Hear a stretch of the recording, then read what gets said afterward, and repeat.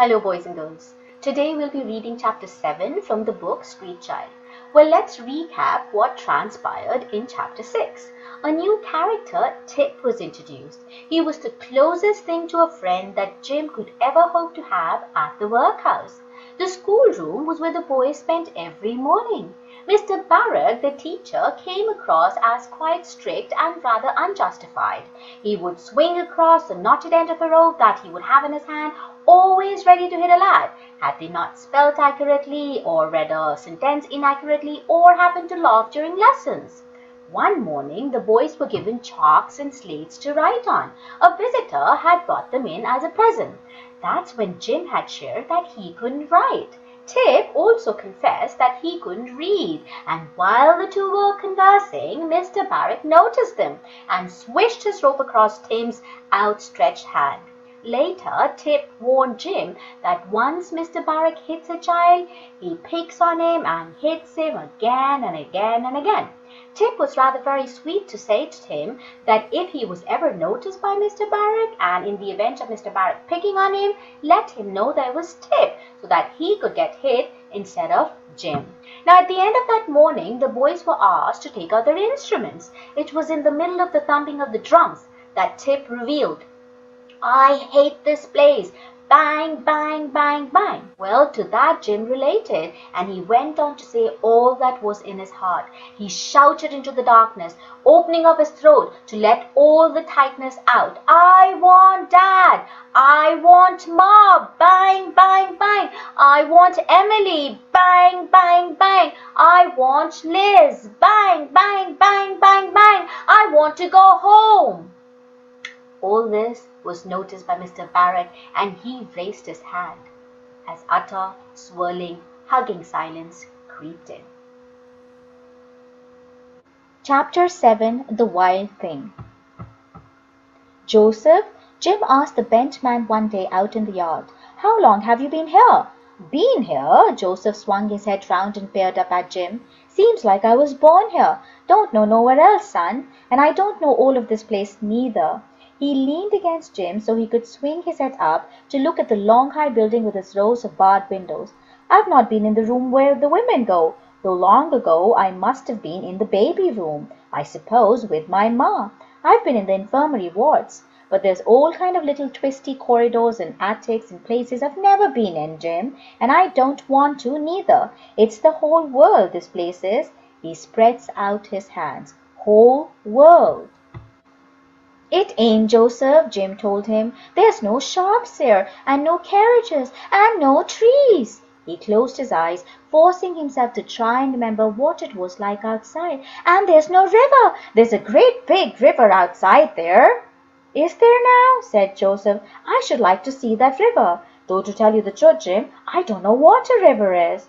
Tell you something?" He put his arm over Jim's shoulder to draw his ear closer to his own mouth. "I don't want to die in here. If someone will let me know what day I'm going to die, I'll be grateful. I'll climb over that wall first." He dropped his head down again and stared at his boots, whistling softly. "Yes, that's what I'll do."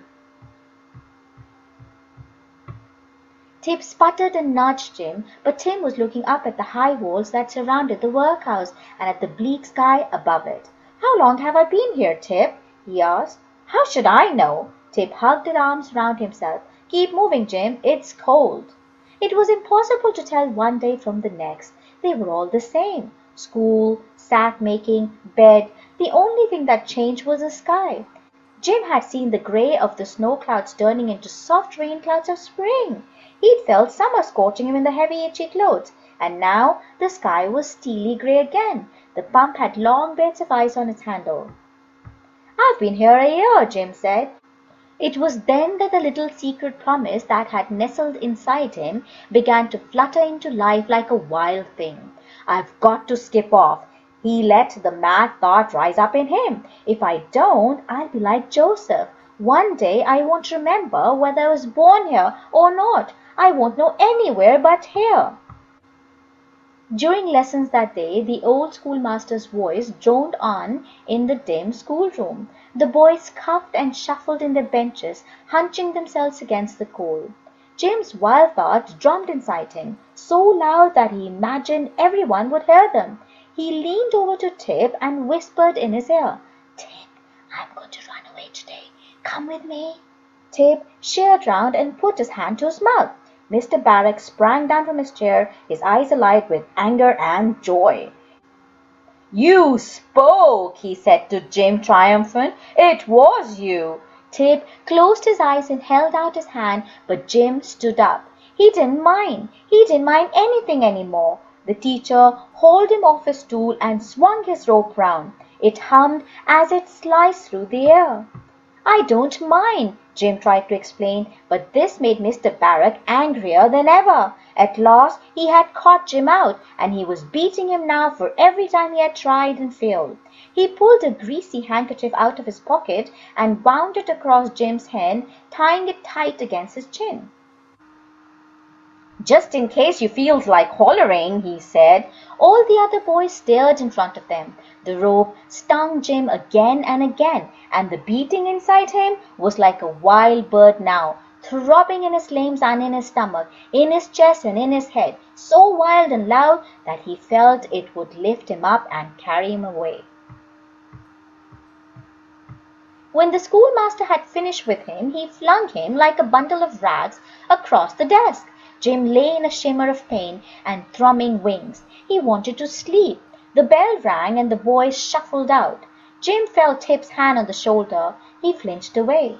"That's what they do to the boys who skip off, Jim," Tim whispered. "They thrash 'em like that every day until they're good."